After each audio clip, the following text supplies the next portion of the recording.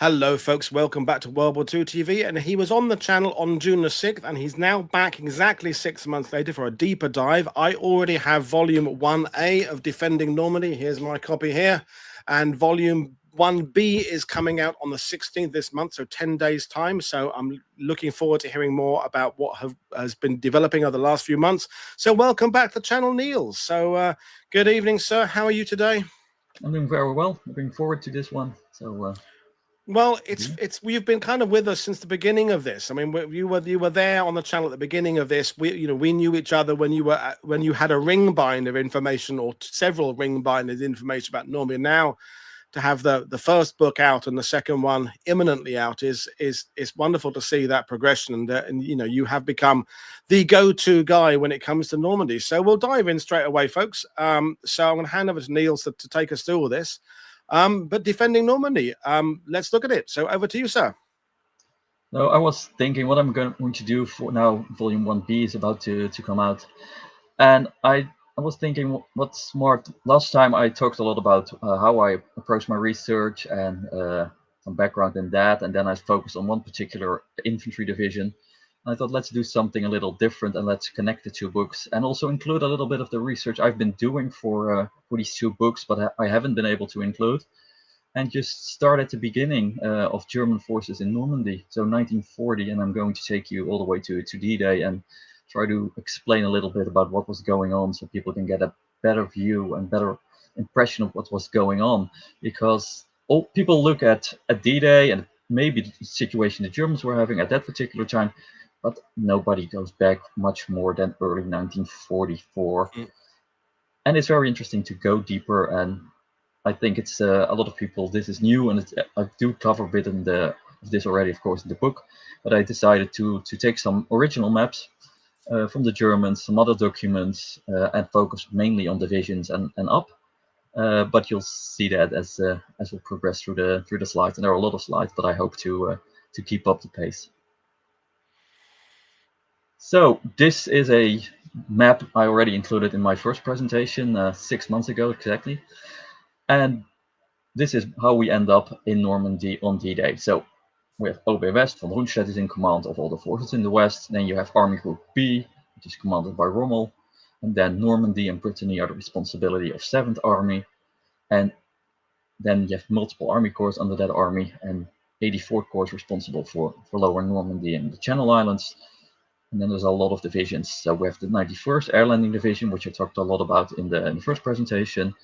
Then on the Channel Islands, we have the 319th Infantry Division, and then defending Omaha, supporting the defenses of Omaha, I should say, is the 352nd. And then on the peninsula, we have also the 709th Infantry Division, and the 716th in the Calvados. And then south and around Caen, we have the 21st Panzer Division. And of course, there's also lots of other smaller formations. So we have Rapid Response Brigade 30, we have Jaeger Regiment 6, which is of course very famous. We have a Grenadier Regiment that was made up of all kinds of different formations. And then we have 2 tank battalions with French tanks, which is sort of the way I rolled into this deeper research into Normandy. So I couldn't resist the opportunity to include them here as well. But how do we get to 1944? We start, of course, in 1940. 1940 is, of course, one of the main periods that the Germans are really expanding, massive victories in the West. This is a rather iconic photo, and I thought I'd just begin with this one before we go look into what happened that year. So 1940, of course, I'm ignoring what's happening elsewhere in Europe at this moment, or had already happened, but the fighting in the West, the Low Countries and France, and begins, of course, with Fall Gale, Bocage Yellow on the 10th of May 1940. And this particular map is an original German map, and what you can see here is how the Germans are breaking through the Ardennes and are heading and racing towards the coast, where they will encircle the British Expeditionary Force, which will be evacuated at Dunkirk. And that's, of course, part of the beginning, the fall of France. Next slide. Oh, sorry.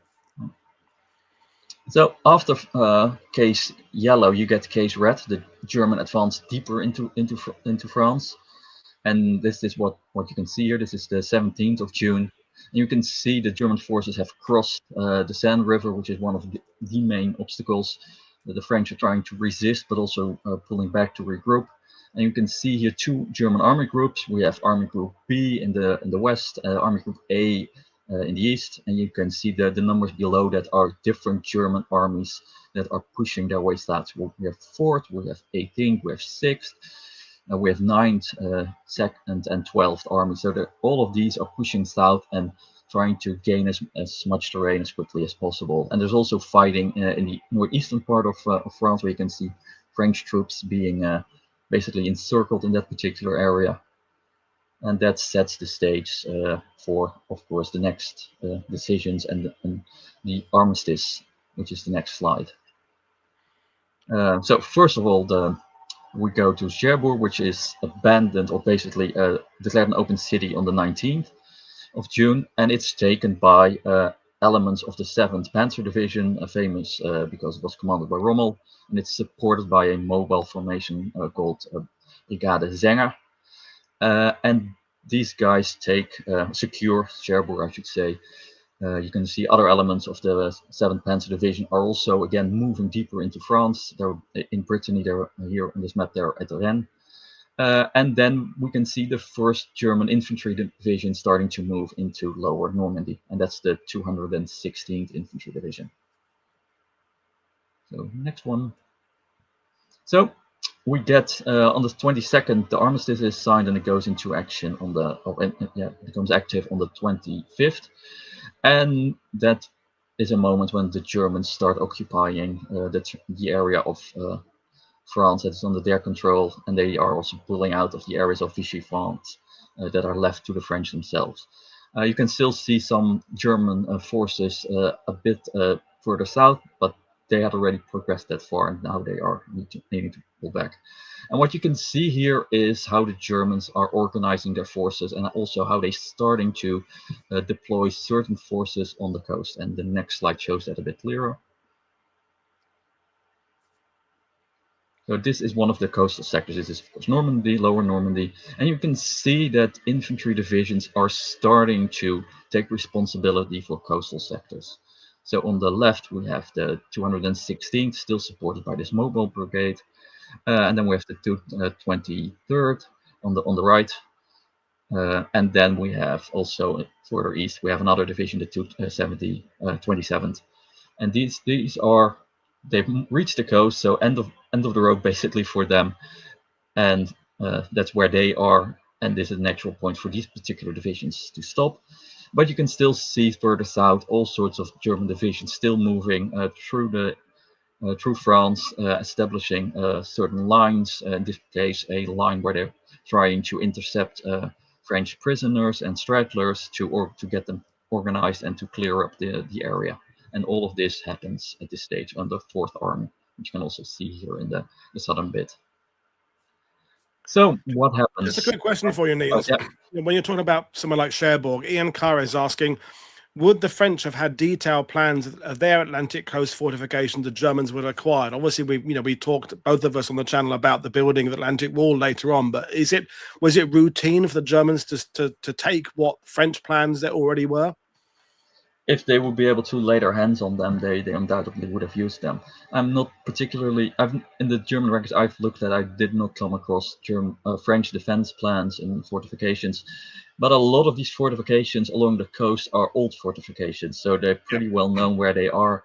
A lot of them go back to times of Napoleon, or even before that. So it's not very, there's not a lot of major changes. Yes, there are some coastal batteries that are more modern, and the Germans also take advantage of them.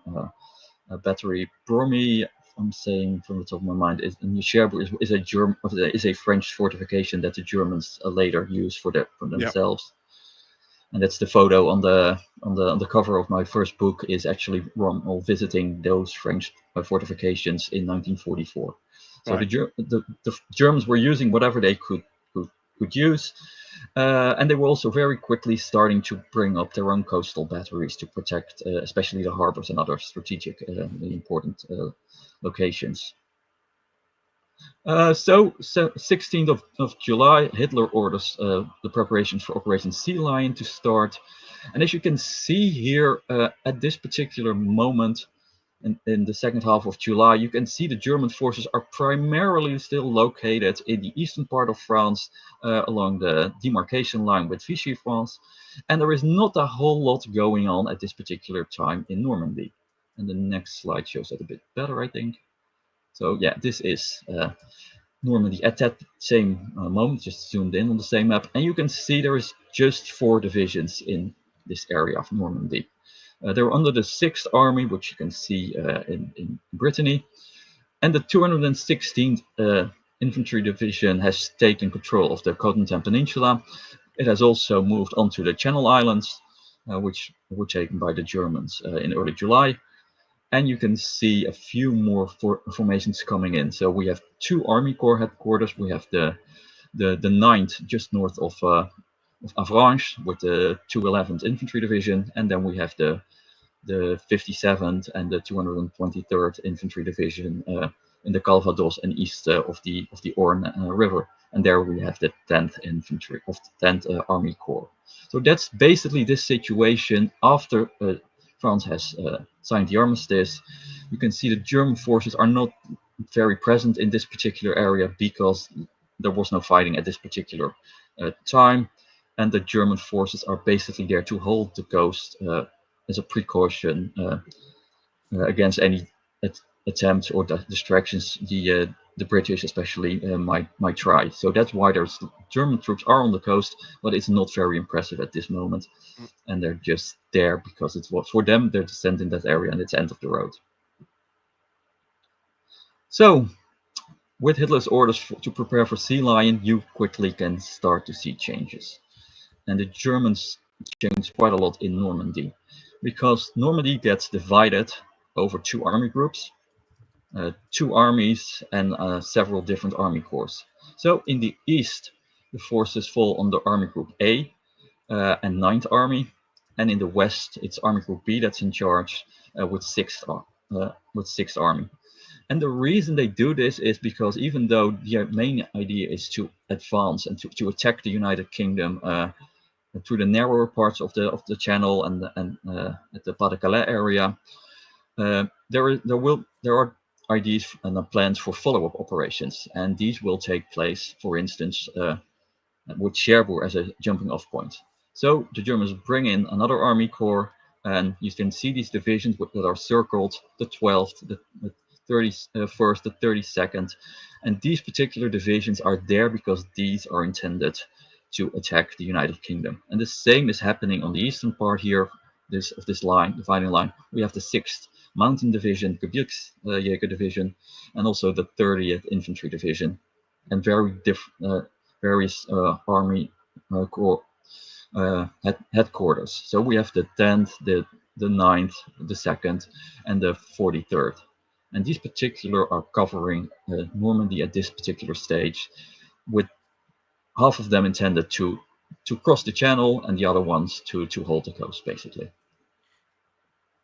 So the next one. So what does this mean? Just a bit more graphic. The eastern part is 9th Army with 6th Gebirgsjäger Division, the 30th, and we're the west on the coast, I should say, we have the 223rd and the 57th.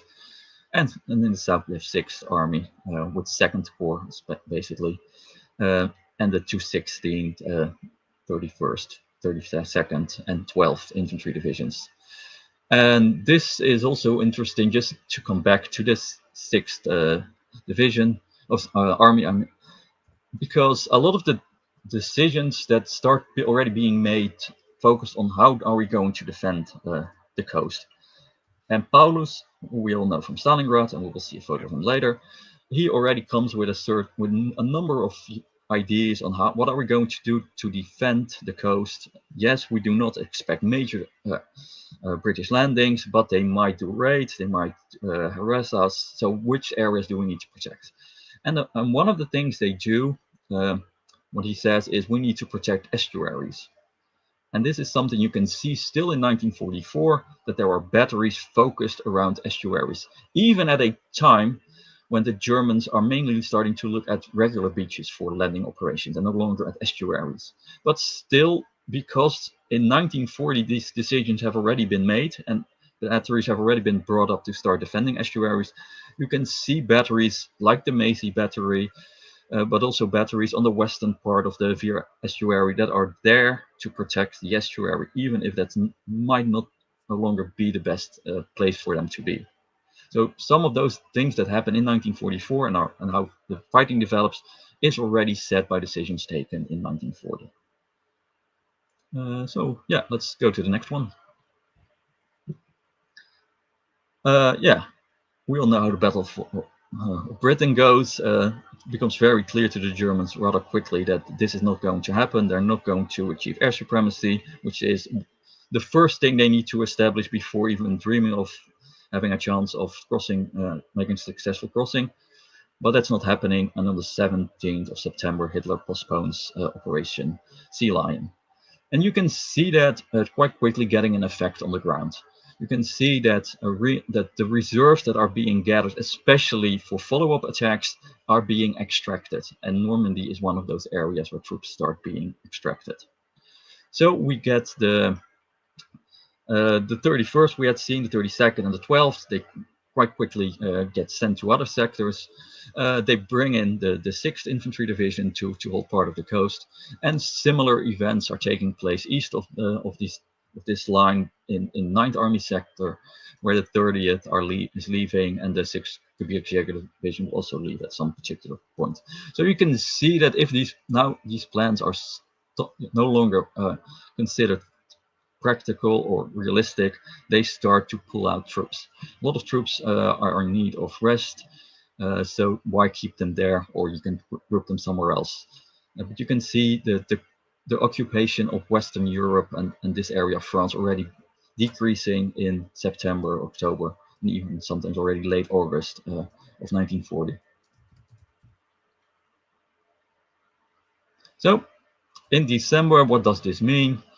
There's Normandy still divided in 2 sectors. So we have Army Group A with 9th Army, and we now have 43rd Army Corps, with 2 divisions still on the coast. And in the western part of Normandy, we have Army Group D with 6th Army and 2nd Army Corps with the 6th, the 256 in Northeast Brittany, and the 216, which already was there in June 1940. So, yeah. Just a quick comment, Niels. I mean, why do we have this ongoing narrative that Germans don't really think about defending what they've already taken until kind of post Barbarossa? Why is it? You know, I know Normandy guides, myself included, that's kind of what we say. Oh, well, the Germans really weren't bothering about defending the coast, because, you know, you've clearly said that they were thinking about defending as early as the first few weeks after they'd seized France in the first place. Where does this notion that they don't start till later comes from, do you think? I think a lot of people are confused not building fortifications with not defending. Yeah, of course.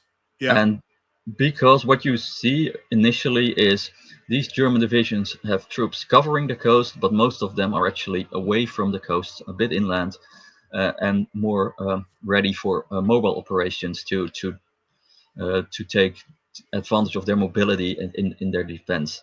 And work on the Atlantic Wall and its predecessors, that starts not until later, and it's being kicked up. And that's a necessity that the Germans, they need to shift from this mobile way of defending to a more static way of defending, because they are decreasing the number of troops they have available. Yeah. So they're not giving up the coast. It's constantly guarded and protected in one way or another. But at some point, they decide we need to build fortifications, because otherwise we will not have the troops to be able to defend it, even if they would have preferred to defend in a different way. And so you can see it. The coast is always protected, starting already in June 1940. Moving on.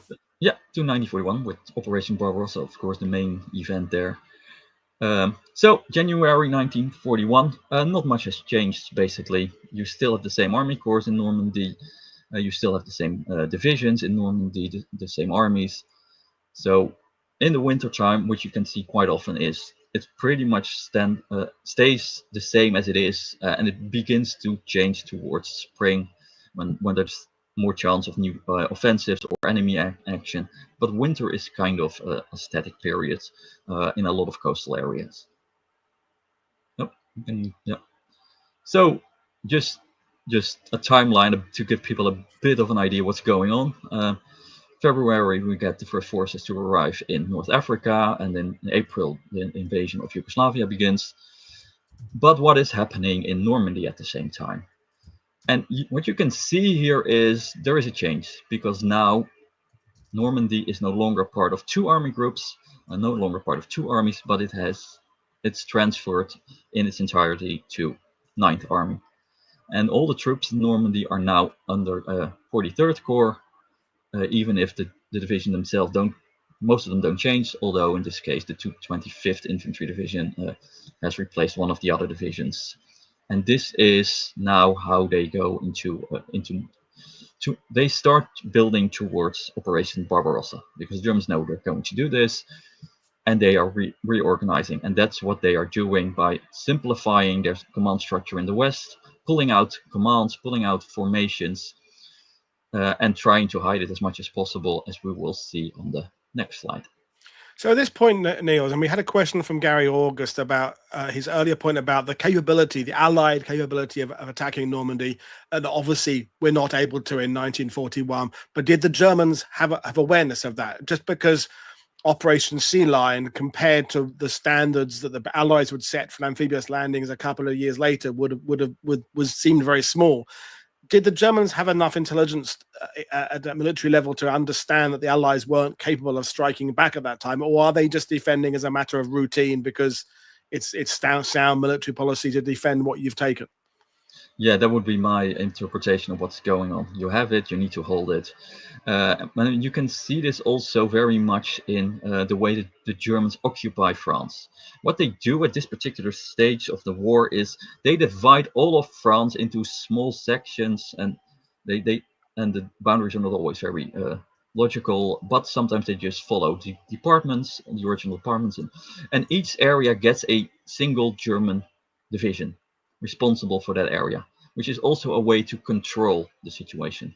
So the idea that only the coast, German forces are on the coast, no, there are more troops on the coast relative to what's going inside, but the entirety of occupied France is being occupied by combat forces. Yeah. So it's not occupational forces and security elements, but at this particular stage, starting in 1940, or the occupied parts of France, but also of the Low Countries, every bit is the responsibility of a different German combat formation, usually an infantry division. And the coast this translates to the coast as well. And then when you start looking, how are we going to deploy our troops here? Of course, you're going to deploy them closer to the shore, because there is a potential threat there, more so than French civilians with an uprising. And if that happens to be so, you can always have other troops to assist there. So on the coast, it's logical that you focus on defending the coast. And you can see batteries being brought up, and artillery and flag to protect key positions on the coast, harbors, estuaries. So it's a matter of thinking. It's also make a deterrence in a way. You're not necessarily expecting the enemy to do something, but by doing this, the chances of them thinking it's a good idea to try something is also going to be less, and they will not do something stupid or something unexpected. Okay, moving on. Yep. So just to highlight how the situation changed as the Germans get ready for Operation Barbarossa. On the left we have February, on the right we have April, and you can see that from two army groups in responsible for Normandy, we go back to one. There are 5 or 6 different armies in the West, and it's reduced to 3.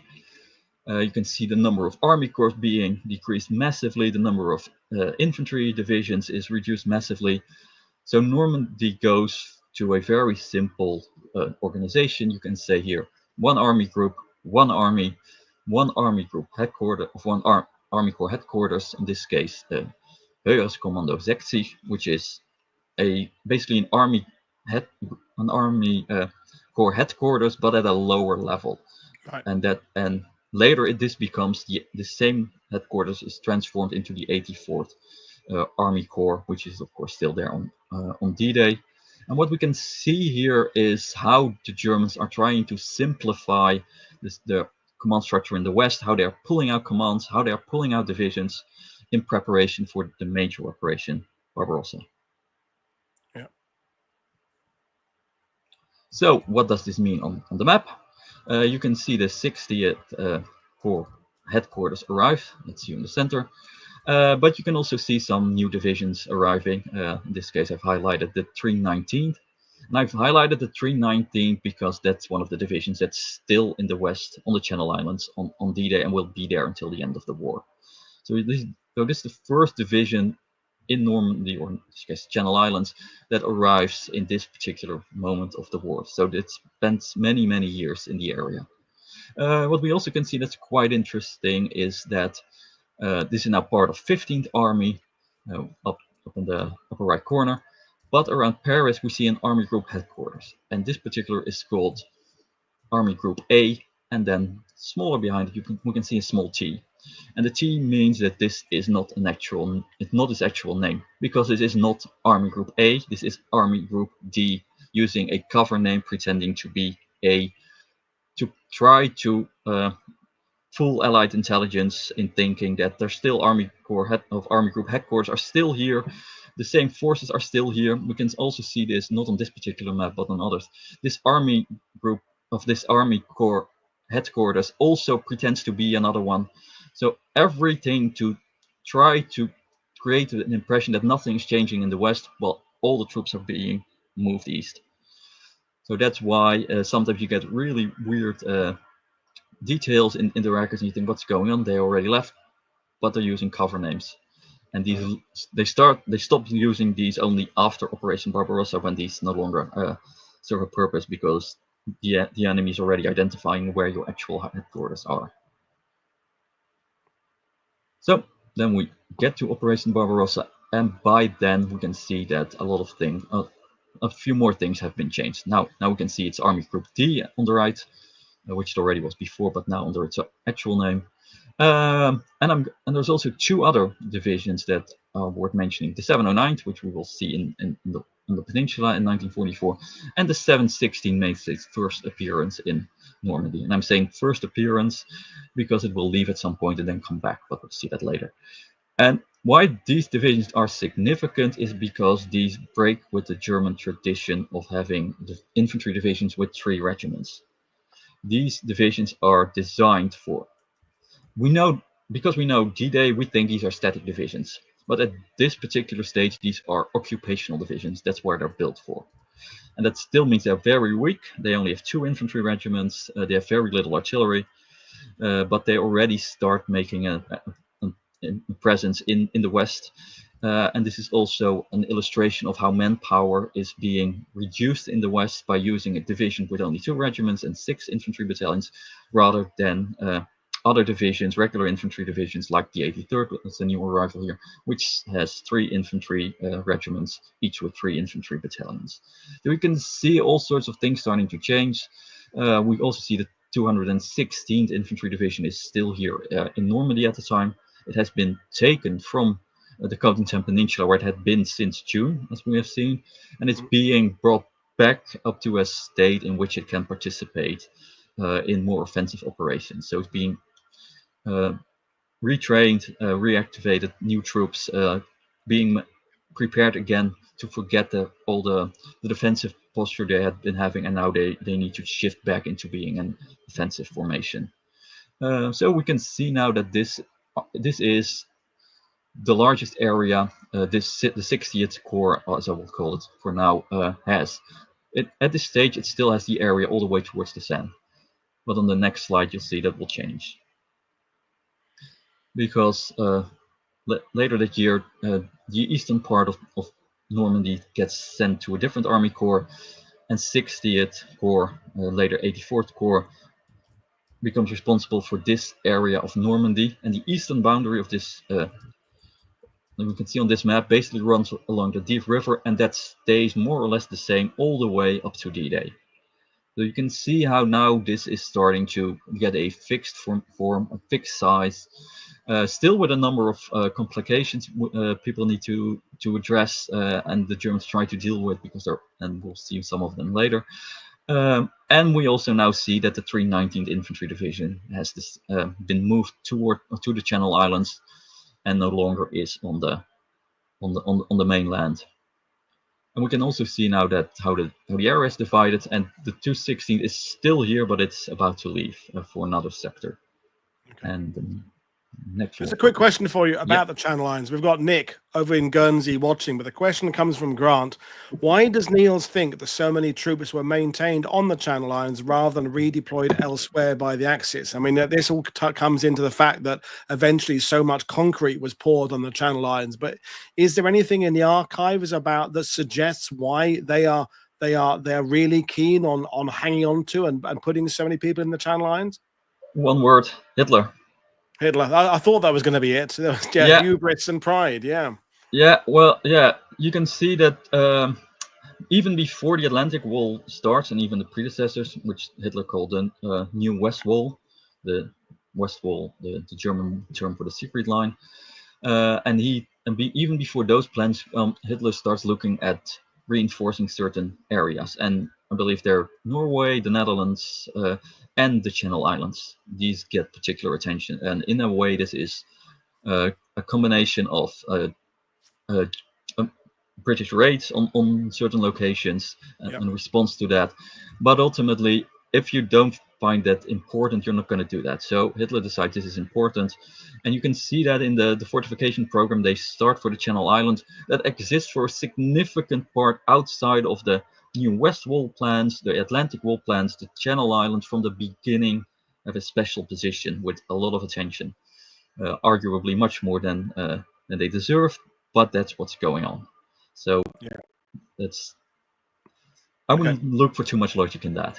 Okay, moving on. Yep. So just a few other things that happened in the second part of 1941. 8th of September, the siege of Leningrad begins. The Battle for Moscow on the 2nd of October. Then, of course, we have the attack on Pearl Harbor in December, and then, like I mentioned, the New West Wall, which Hitler orders on December 14th. What happens in Normandy at the same time? Well, by this time we already have started fortification on the Channel Islands, and we can see a number of divisions being moved out. The 716th Infantry Division has left. The 711th has come into the western part of Normandy, and the 83rd Infantry Division here we see here is about to be replaced by the 320th Infantry Division. So, and these are rather regular replacements and exchange programs for divisions. Divisions that haven't been on the Eastern Front are being sent there. Other divisions that are newly formed are first being sent towards the west to get some more time for training and organizing. But this is a general development. You see how they are trying to deal with this, and you see a lot of newer divisions or weaker divisions being sent towards the west, and more experienced and older division being taken from the west and being sent to other fronts. Yep. So what does this mean by the end of December 1941? Again, it's a very simple picture.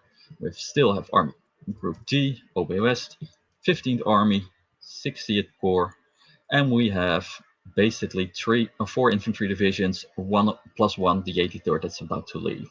It's very simple organization, but still with quite a considerable strength. And it should be noted that here the 711th is also one of the divisions, like the 716th and 709, which only has 2 regiments.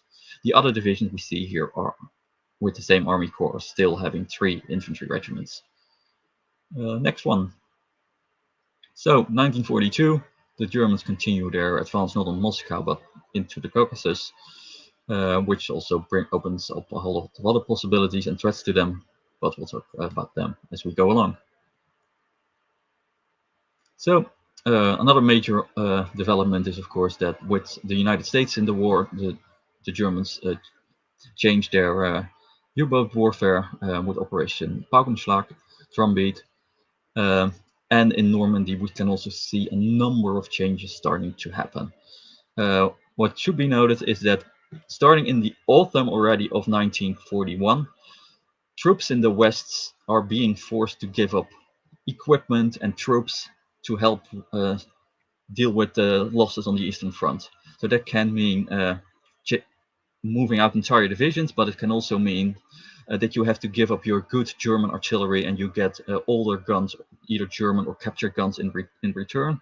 So you can see it's already starting to have an impact. There's also manpower shortages starting to emerge. So they're saying, okay, we're going to pull out officers. You have to give up this company and that company. You can rebuild it later, but now we need them. So you can already see in the as 1941 progresses that there are problems in manpower and other issues where they're extracting personnel. That's a telltale sign of the Germans are getting into more trouble in the Eastern Front than they had hoped for. So what does this mean in Normandy at the same time? Well, we can see that the sector of the 320th Infantry Division is expanded south. This used to be the 711th, which has left. So you can see the same division has to cover twice as much ground now. And this is a development you can see in other sectors as well. Now we can also see the return of the 716th Infantry Division to Normandy, which arrives in April, and it will stay, of course, in the Calvados area all the way to D-Day and the first weeks after that. So what's another development? Reinforcements, and these usually are temporary. And one of the reinforcements that we see arrive and leave Normandy several times is this 7th Flieger Division. This is the predecessor of the 1st Fallschirmjäger Division, and it gets sent to Normandy as because there are concerns about possible enemy landings. So they bring up reinforcements and reserves to this area where they can do training, but also serve as a reinforcement should that be necessary. And in the south, you can see pretty much the same. For instance, we have the 21st Panzer Division here as well at a particular time. Next slide. So, 29th of June, we have Fall Blau, the German advance towards the Caucasus. And what's happening at that particular stage in Normandy. I've zoomed out a bit because Normandy gets reassigned to the 7th Army. It leaves 15th Army and it gets reassigned to 7th Army. And 7th Army, as of that moment, is responsible for Lower Normandy as well as Brittany. And also a change in this particular period is the renaming of the 60th Corps into the 84th Army Corps. And we can still see a number of other formations in this particular area, but not a whole lot has changed. Next, yeah. So one of the things that happens because they start to realize we are quite weak in the West, because we have the 319th on the Channel Islands, we have the 320th defending basically the entire Gulf of the entire Manche district, and we have only the 716th Infantry Division in the Calvados, so that's weak. But they pull out the Flieger Division and they send in another division, in this case the Das Reich SS Division. What you can also see is they send in another reinforcement, and that's the one we see in green here. That's what they call the 165th Division. And this is formed from elements from the 165th Reserve Division. And they form a sort of a makeshift division, headquarters, 1 infantry regiment, and an artillery battalion to help reinforce the Cotentin Peninsula. So this is a way how they're trying to get additional troops in, training troops basically. But if you have them in France anyway, and you have them available, you can also use them to reinforce the area. The Germans do the same with formations that are forming. You send them towards area where they can also, if you train them in Germany, okay, you can train them, but they cannot add anything in the sense of security. But if you send them to occupied zones, you have additional troops there. So that's a very common German method of dealing with this particular problem. What we can also see here is the arrival of a tank battalion, and this is the 2nd Battalion of Panzer Regiment 202, and this is one of those formations with French tanks. And the reason I'm mentioning it here is that a lot of people are surprised that there are French tanks in German service in the Cotentin area on D-Day, but they're already there in October 1942. And the area they are in is a training area, and the Germans use it for several different formations at several different times. But they have been there for quite a long period, and their presence there is nothing new, even if the battalion that is there on D-Day only arrives in May 1944, but it builds on the presence of other formations in that particular area in the years preceding D-Day. Okay. So, yep. So this is just a picture to show how does France look on the 22nd of October, just before the start of the Second Battle of El Alamein. And you can see that the density of troops, German troops in occupied France, has been dramatically reduced from what we've seen in 1940 and 1941. You can see the green line, that's the demarcation line, and south of that is of course Vichy France. But the Germans are about to have to do something about it, because events are taking place in North Africa. We can go to the next one.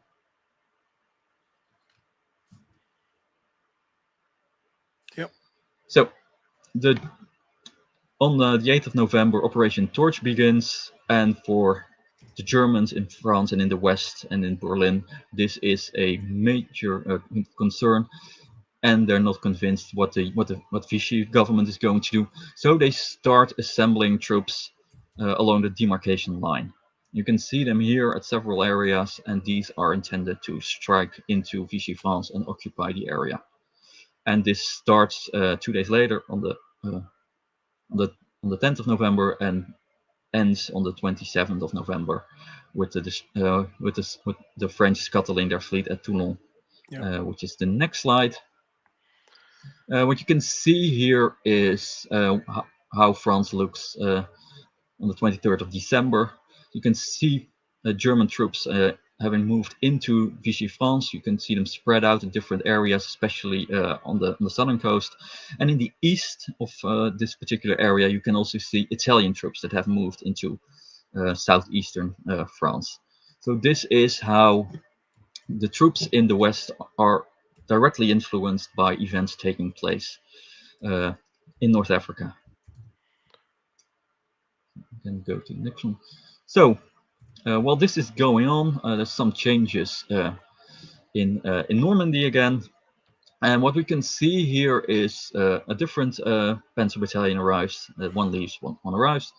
But we can also see that the organization of the western part of Normandy changes. And it changes by bringing up the 709th Infantry Division, which had been in Brittany, where the 346th is shown here.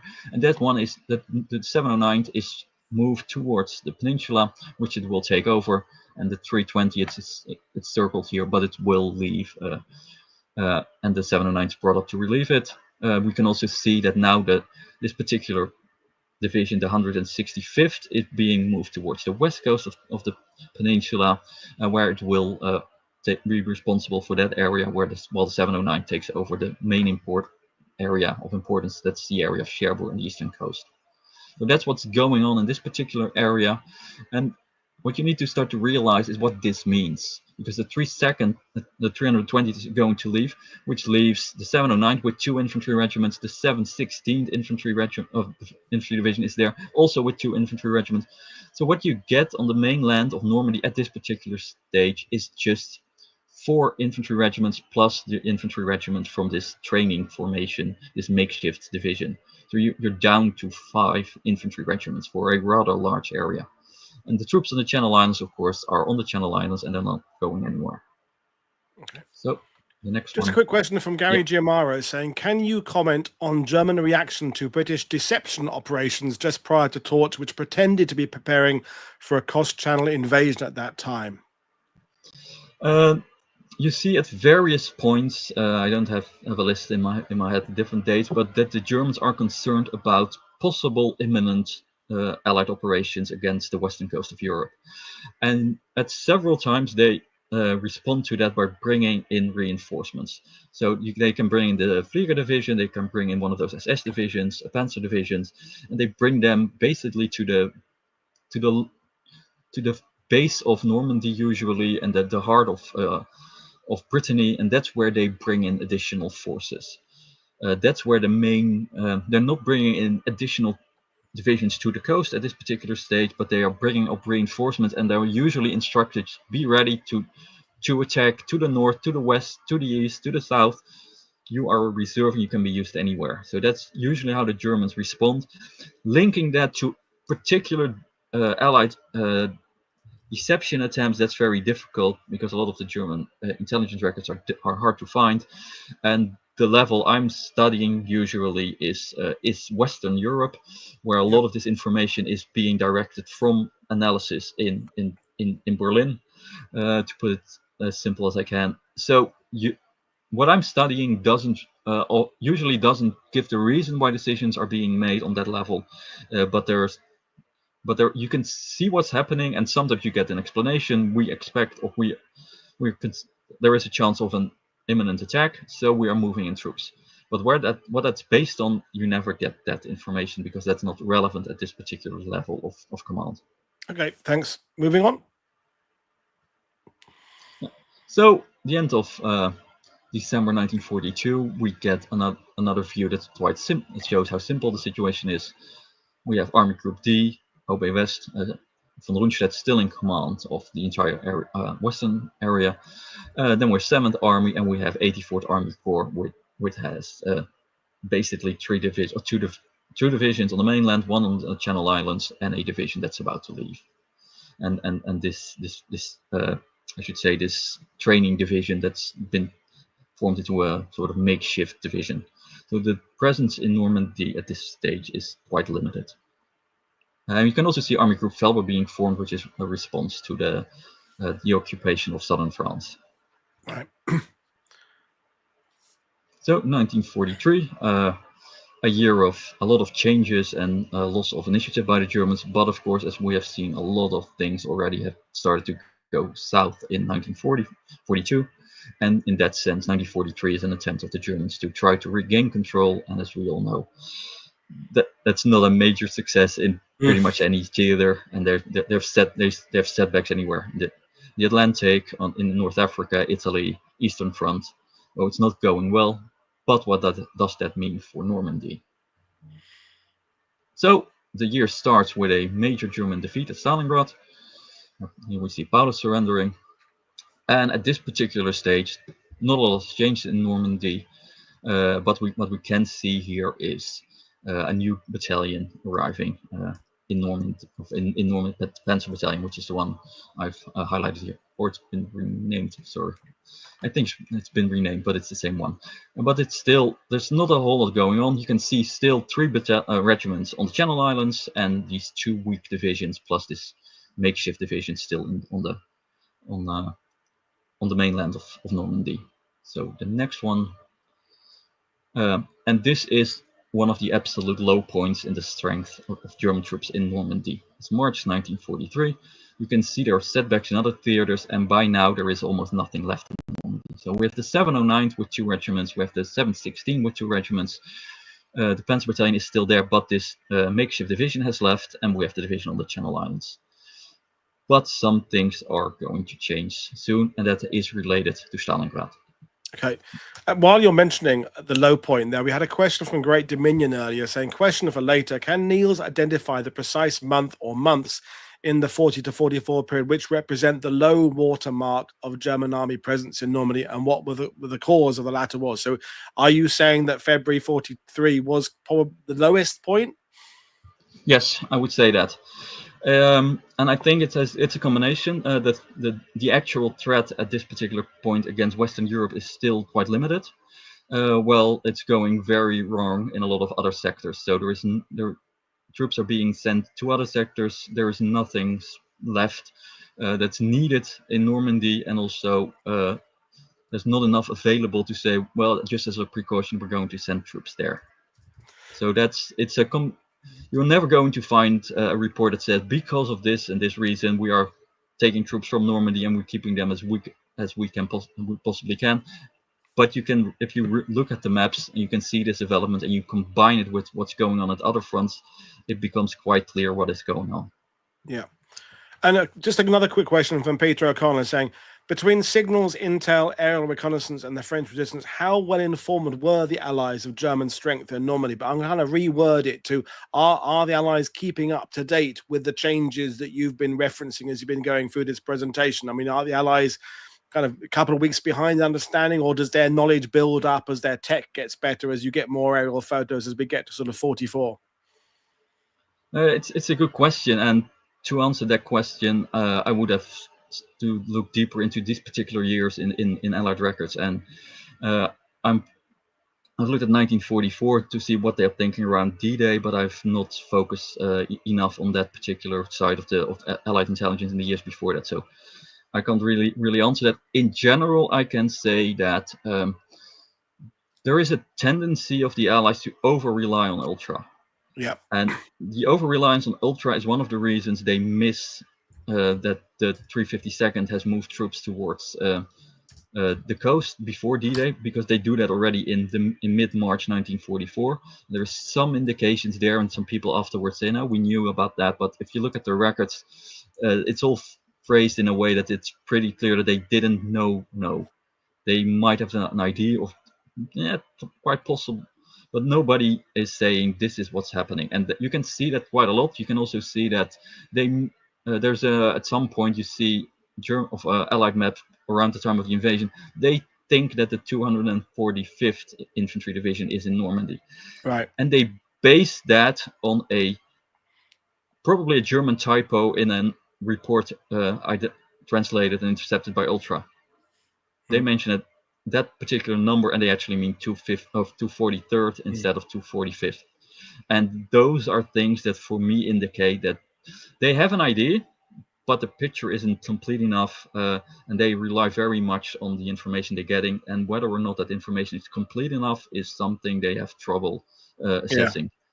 But frankly, in 1943, the Allies don't really need to have an entire picture of exactly what German units are where in Normandy, because they're still months, or in fact a year away from landing anywhere. At that point, they're more interested in Tunisia, I guess, and other targets elsewhere in the world. So they will obviously be monitoring what's going on, but it's not their priority, I'm guessing, until you get to kind of early 44.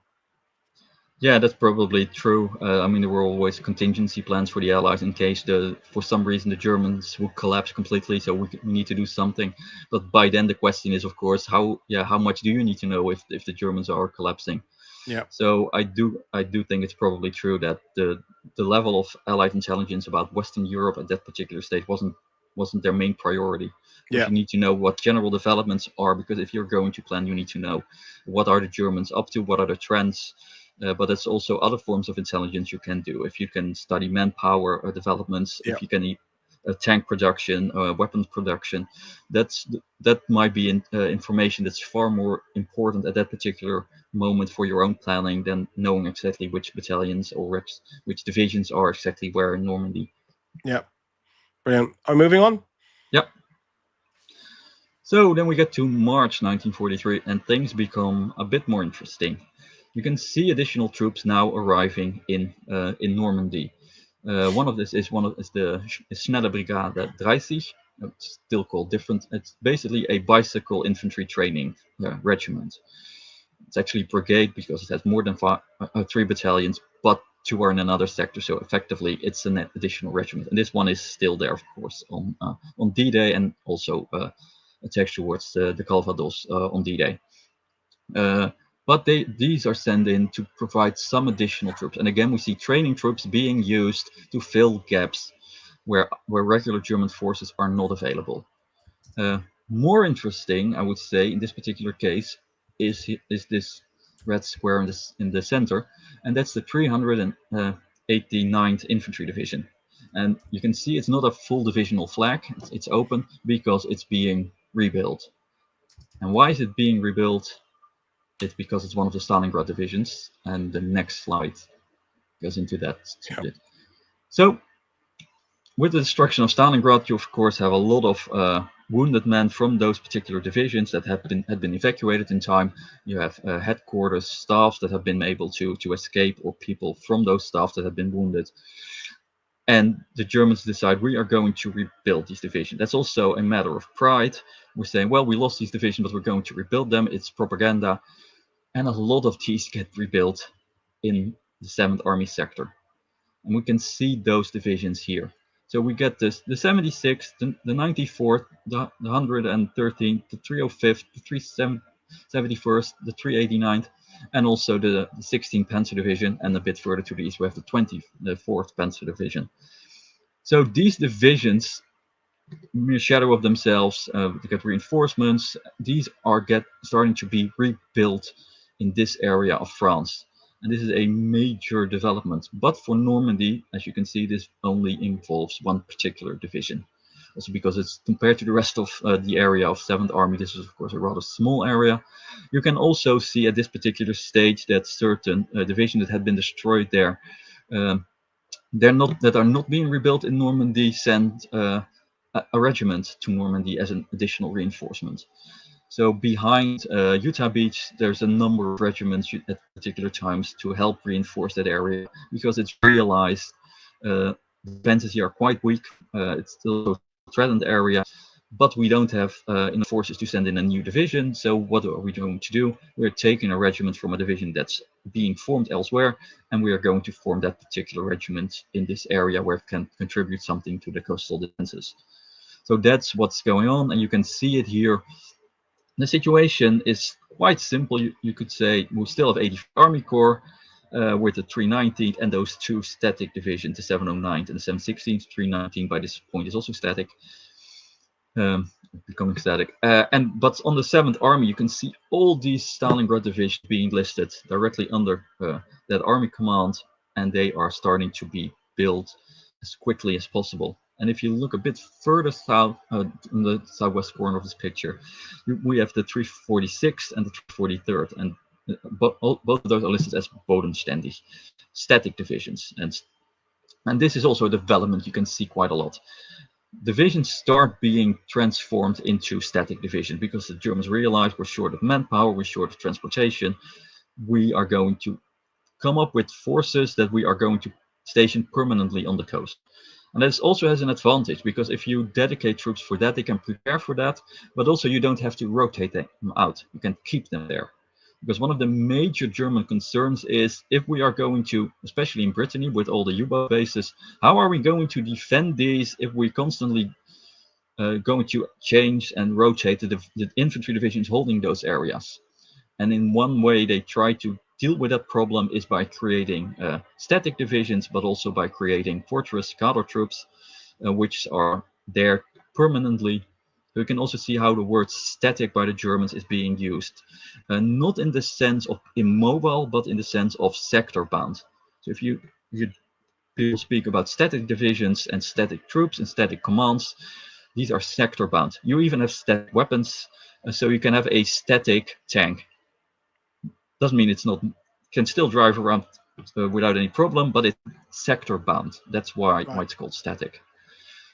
So that's what's going on in this particular period.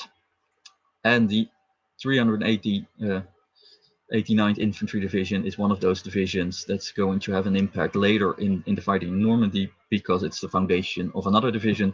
And the same is true for the 371st in Brittany. But we can go to the next slide. So we can see here that in July, when we have Operation Citadel and Operation Husky, also in July, you can still see that the Germans are trying to rebuild this Stalingrad division in Normandy, but otherwise nothing is changing, because there's still not enough troops there. It's not a priority, and this is going to continue for a little while longer, where Brittany and Normandy and the western coast of France is pretty poorly defended, by at least when you look at number of troops. Next slide. So then we get to September. We have General Marx arriving to take over command of 84th Corps. September is also the month where we have landings on mainland Italy. And we can see that now at this particular time, the 389th Infantry Division is ready for action again, or at least formed enough to be transported out of Normandy. But we're also seeing another German development, and that's how they are starting to reduce the size of their infantry divisions. So they go from 3 regiments with 3 battalions, they go to 3 regiments with 2 battalions, which means that if you're doing that, you may end up with more troops than you need. And they start doing these smaller divisions for the Eastern Front, And then later, troops that are being sent to the Eastern Front, even if they had been bigger, and the 389 had been bigger, they're saying you can leave these and these elements behind because we are going to build you into a new style infantry division. So this division leaves, but it also leaves troops behind, which can be used for the formation of other formations. Also worth mentioning was that the arrival of the 243rd Infantry Division, but right. on the right, 43rd, and that one gets sent shortly after this to Brittany, and later it ends up in Normandy. And since it's on the map, I figured I'd show it already. And that's one of those static divisions as well. Next slide. So, as we have seen, the German forces in the West are quite weak at this particular stage. 1943 is taking a heavy toll on the Germans at any front they're fighting. But what's going on in Brittany, or in Normandy? So we can now see Kampfgruppe 352nd, 52. And that's, of course, the precursor of the 352nd Infantry Division. This particular division, or battle group, as it is at this stage, is raised under the name Battle Group Normandy. And there's another Battle Group Brittany that's formed by the 371st, and there's also a Battle Group Channel Coast. So the Germans are using these elements that are no longer needed for these divisions that are being reduced in size to build additional divisions. And all these divisions at this particular stage are basically intended to, once they are formed, to be sent to the Eastern Front. What else can we see as a major change or development in Normandy and the West? These are those smaller red circles, squares, and those are Eastern formations.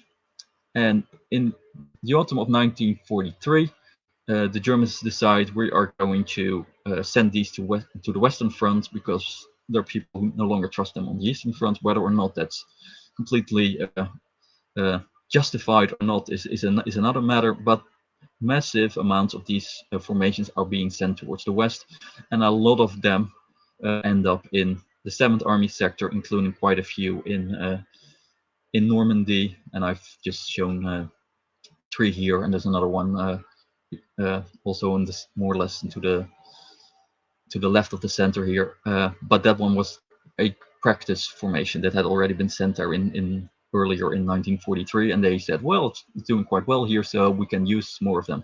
And for local commands, this is also a way. We're not going to get any German troops, then we at least try to get as many troops as we can, and if these are available, might not be ideal, but we'll take them. That's sort of the way that's going on. The disadvantage of this system is that the Germans have an idea of replacing one German infantry battalion by 2 Eastern battalions. Right.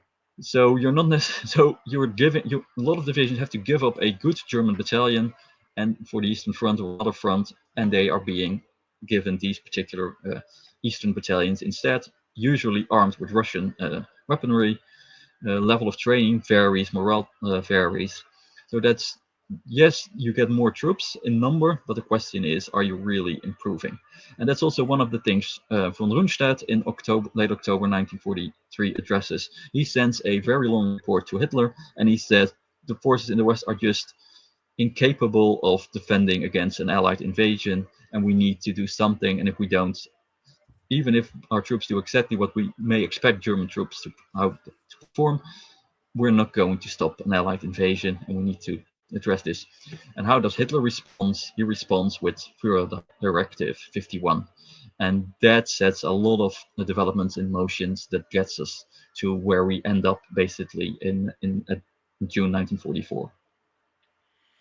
Just a quick question for you, Niels. As you've been talking about the beginning of the static divisions and the replacing of German troops with the Ostbattalions, is that unique to sort of Normandy, or is that beginning to become policy throughout the ETO? Because obviously the Germans are in the Netherlands, they're in Norway, they're in Belgium, and Italy still. There's no Sicily's happened, but not Italy.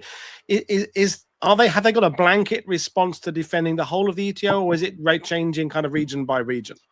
No, it's quite a standard approach at a particular time. Static divisions really are a German response to dealing with having less troops available, lower quality troops. Several of these divisions are formed by low-grade men, not suitable for service on the Eastern Front, or no longer suitable for service on the Eastern Front.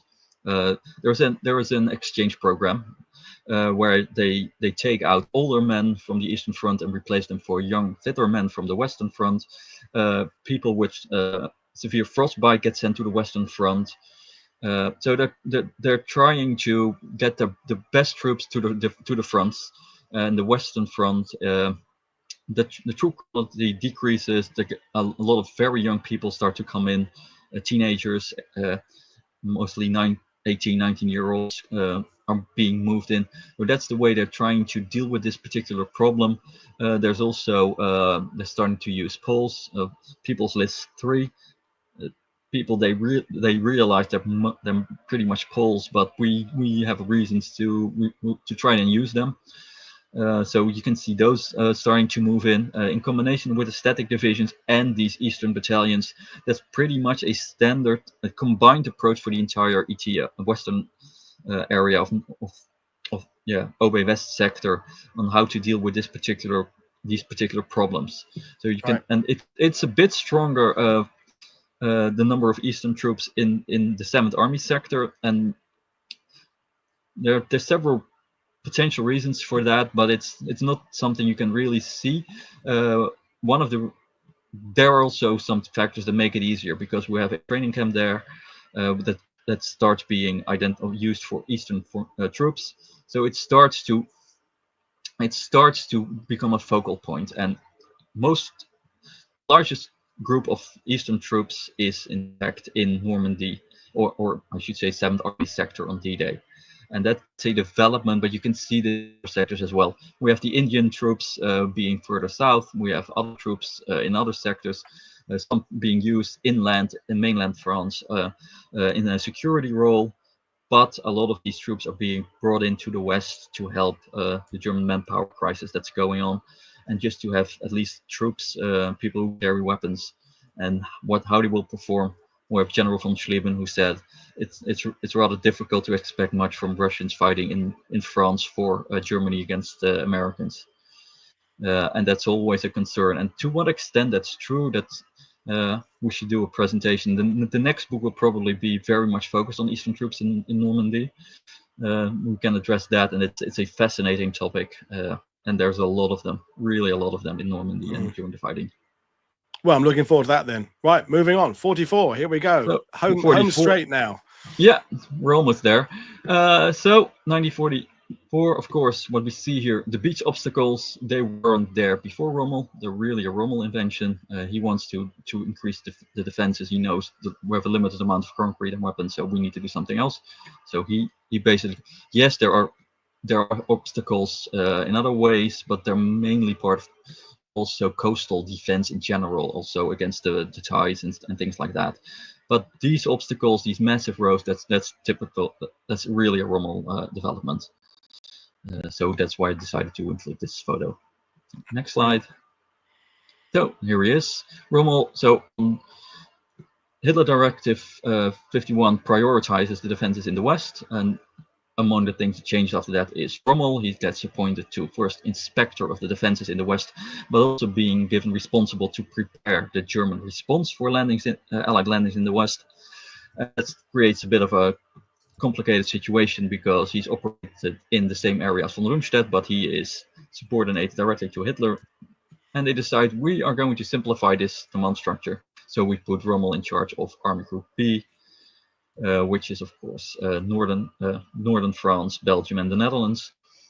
And he starts to change things, comes with his doctrine, tries to reinforce the area with all means possible.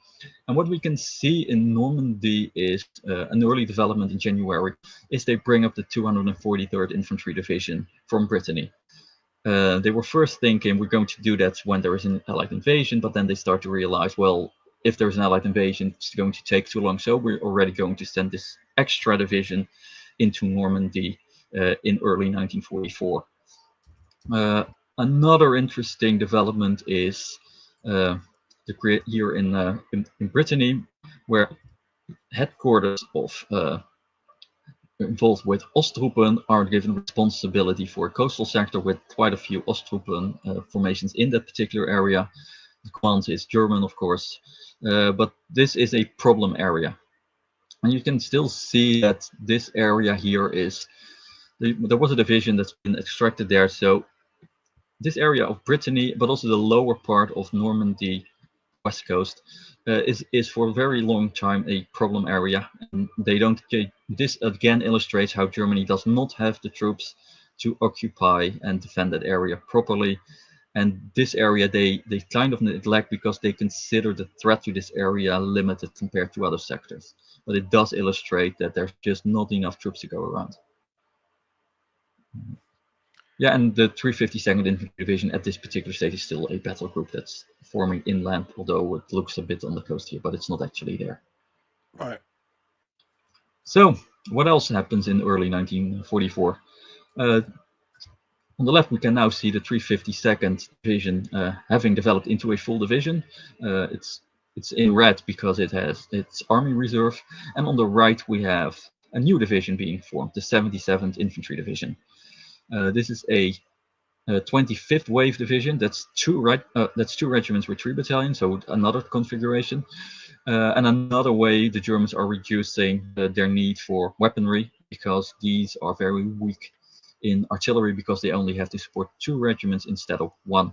But this division really forms and builds in the around Caen and south of Caen. So that's what's going on in this particular area. What we can also see that's maybe interesting is that we have elements of the 2nd SS Panzer Corps here. We have the 10th SS Panzer Division in the east, and in the south we have the headquarters. And there's 2 Panzer training battalions, divisions. Reserve divisions, I should say, and these later become are incorporated into new divisions, becoming divisions like the 9th Panzer Division that's being rebuilt and the 11th Panzer Division. So there's things like this going on in this particular area. So they have brought up troops, again reserve troops to help provide some strength, but without actually committing full divisions to this area. And we can also see, of course, that the 2nd SS Panzer Corps is transferred to the Eastern Front because of an emergency there, and then is later Normandy is the emergency, and it gets rushed back and it goes into action against Operation Epsom in the summer of 1944. So next.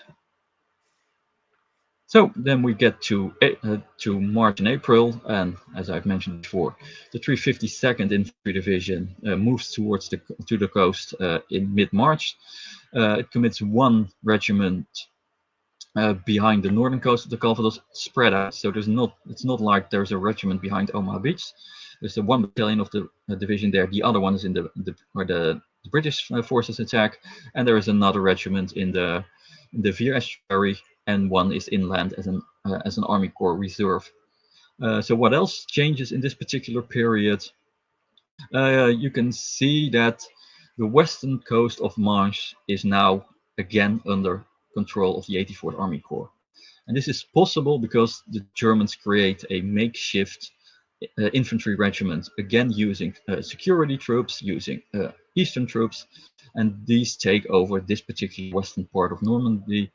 The 243rd Infantry Division is still a reserve, basically at the base of the Cotentin Peninsula. And what we can also now see is the 12th SS Panzer Division has moved up from Belgium. Bless you. Thank you. And it's now in the close to Normandy and close to the areas where it will be on D-Day. In Brittany, we now have the 21st Panzer Division that's being moved up, and that one will be relocated before D-Day. And the next slide probably shows that one. Yes, so we can see that the 21st Panzer Division moves from Brittany towards Caen and the area south of that, and will still be there on D-Day, of course.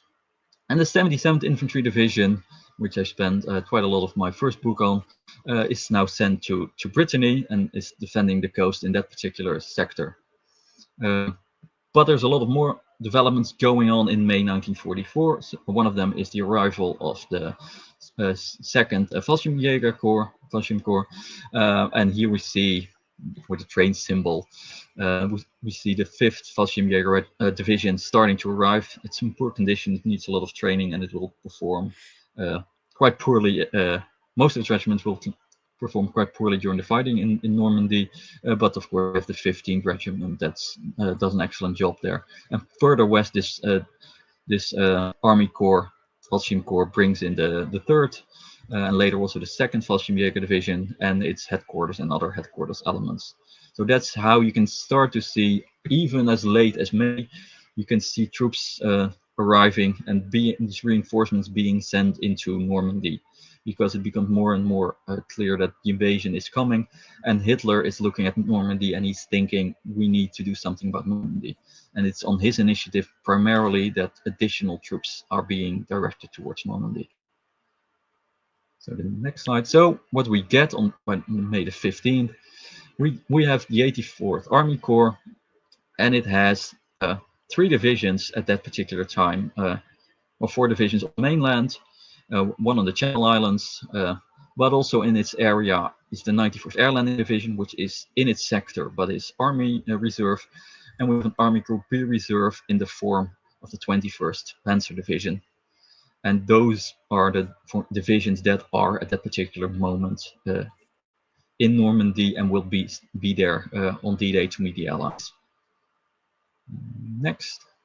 So just to step back a bit, because a lot of things changed after Directive 51.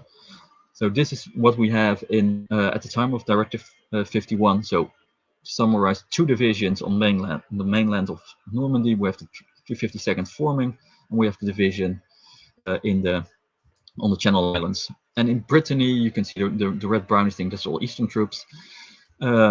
But you can see there's not a whole lot going on part away from the coast.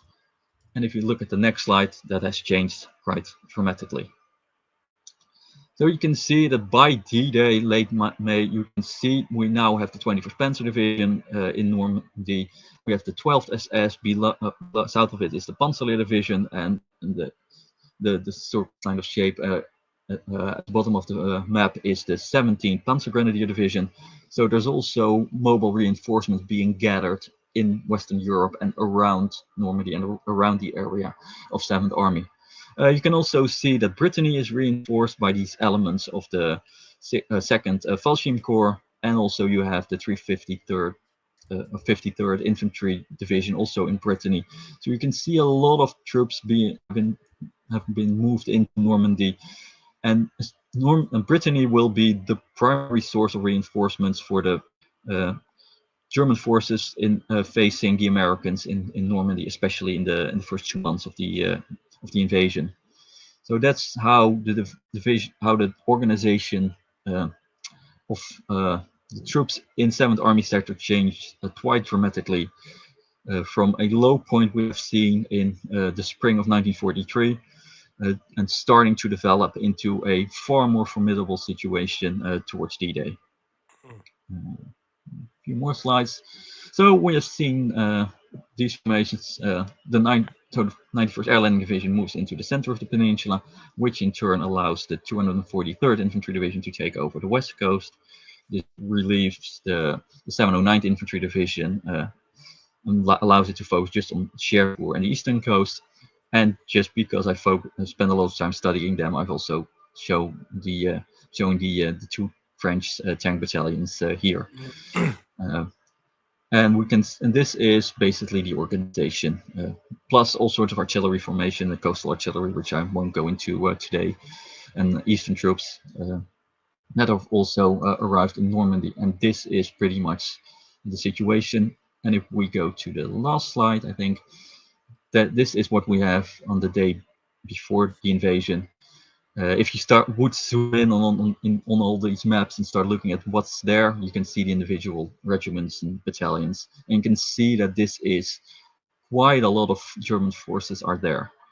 And this is, if you would go back in time to early 1943, there would have been a lot. The troops they would have were mainly on the coast, a few inland as reserves, but this is a dramatically different picture.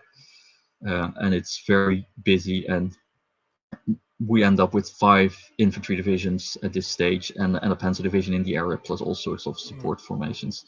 And that's what the Allies have to deal with when they land on the 6th. Yeah. And there again, folks, is the reminder of volume 1B, which is out imminently, and the link to purchasing it at Panzer Rex is in the description below. So amazing stuff, Niels, as predicted. So a few things going through my thought. There's a few questions from viewers, although we've been addressing them as we're going along. The first is, well, I'll address from the viewers as well. Fortitude South, the deception plan. I mean, I think we're stuck in a little bit of a narrative that the Germans, because they think it's going to be Calais, have everything in Calais and nothing in Normandy. Well, of course, it was a question of priorities, wasn't it? They had various options of where a landing could be, and they're focusing on which is the most likely. But just because they've got a most likely doesn't mean they're dismissing the other options. So I think we've got this sort of pervading narrative that Hitler's sent everything off to Calais, and clearly that last map you showed us tells us that that's patently untrue. No, there's a difference. If you look purely at troops, Calais looks very impressive. There's other people who have looked at it and they say the average quality of troops in Normandy is maybe even higher than what we have in the 15th Army sector. So there's that. It's a different area, it's a different approach, but they're not really neglecting Normandy. But it is Hitler ultimately in pretty much May where he decides we need to put in additional troops there. And that's really a last-minute reinforcement that does make a difference. Of course, it changes the plans of the 82nd Airborne Division, which has to drop further east. So there is a German preoccupation with Calais, but it's not true that they are neglecting this particular area. And also, if you look at where the Panzer divisions are, people say no, there were different locations, but as I've shown, a lot of these Panzer divisions are already on the right side of the Seine. They are not behind the Pas de Calais. They are here more central, but being more central means closer to Normandy. So there are troops, also Panzer troops, behind Pas de Calais, but the Panzer troops are actually closer and are going to be there quicker. More troops, better troops.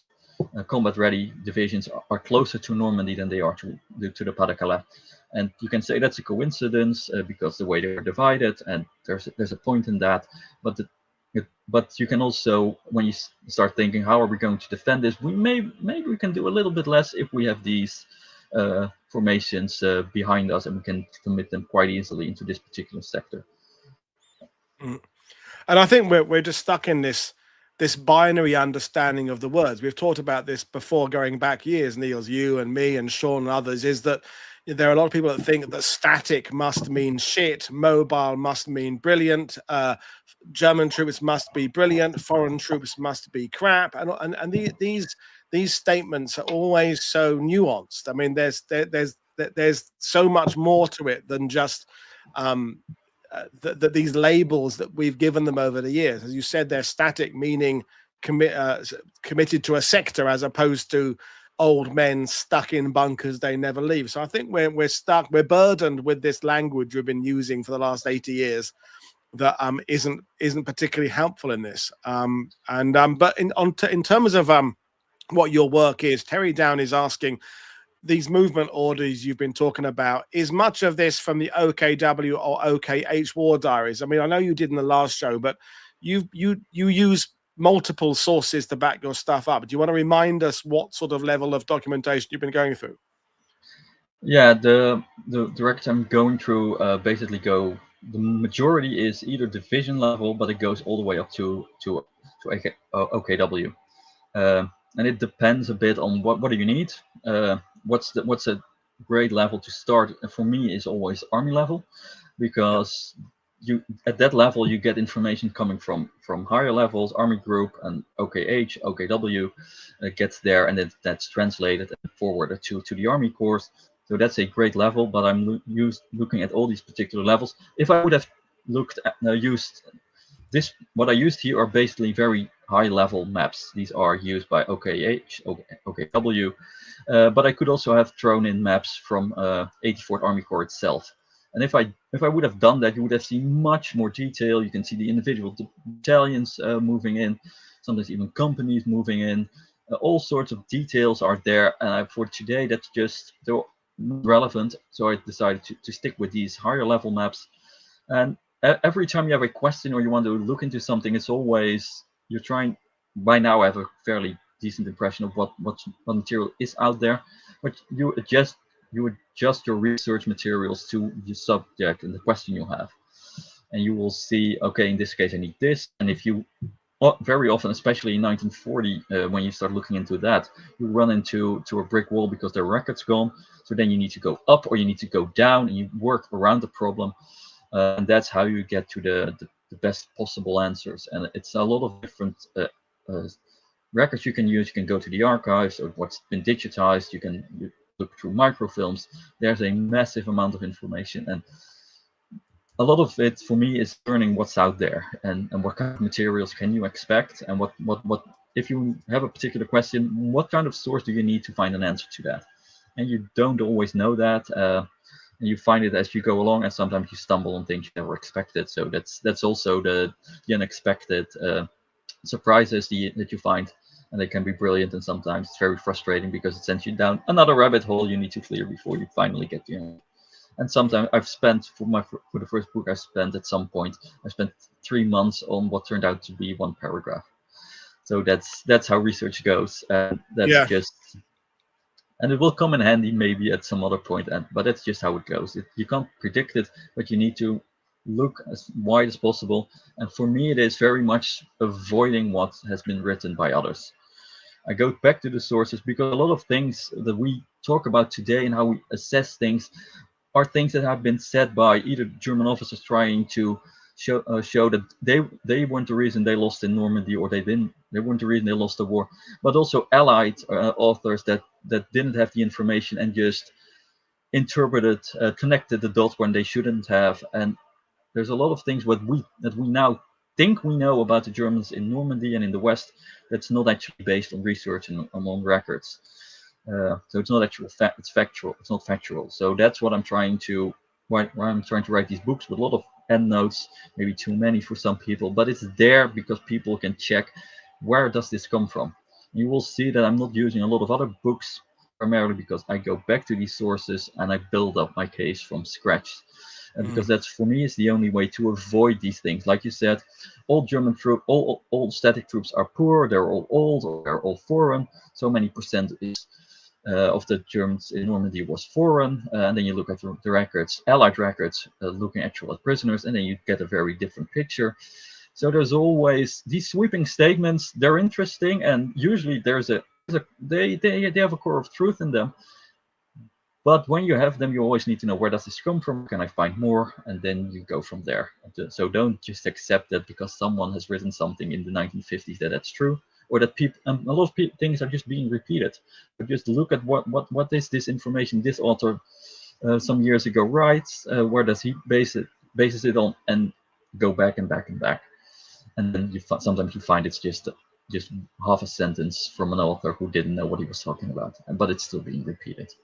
Well, this is the thing, isn't it? We know we're going back to these things being repeated by arguably 2 or 3 generations of historians now, and the people who read the historians is that someone first speculated, I don't know, Chester Wilmot or someone like that in the earlier days, and it just becomes repeated and repeated and repeated. And if things get repeated enough, they become accepted as fact. And we're very grateful you've gone back to the actual documentation. On that note, people are paying you compliments. I can't recommend the first volume of Niels' series enough. It's great. And then Michael Ackerman, who's the Omaha Geek. Niels, thank you for your work. It's been awesome nerding out over documents and maps with you. And we are grateful that people like you and Mike and others are doing these deeper dives now to correct the misinformation about the past. And of all the people I've had on my channel, it's probably you and Michael are the 2 that blow my mind a lot, because I consider myself something of a Normandy expert, but you 2 are causing me to question the things I thought I knew and go, yeah, perhaps I didn't know that at all. So yeah, it's been great talking to you, Niels.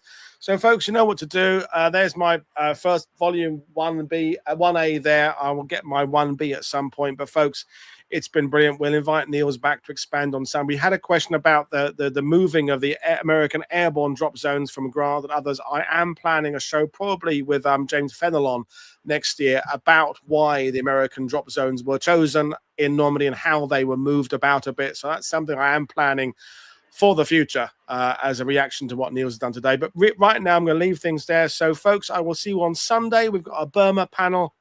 John McManus, Robert Lyman, and Jack Bausch. We're talking about Burma in 1944. And then there's a whole raft of shows, 2 on Monday, Tuesday, Wednesday, Thursday, etc., etc. There's still kind of a random scattergun of shows going up to Christmas. And after Christmas, then we kind of settle into some theme weeks again. But as always, click like and subscribe, buy my guest books, consider becoming a patron or YouTube member. But in the meantime, I'm going to say thank you very much, Niels. Thank you, everybody, for your fantastic questions. I will see you on Sunday. Cheers, everybody. Bye.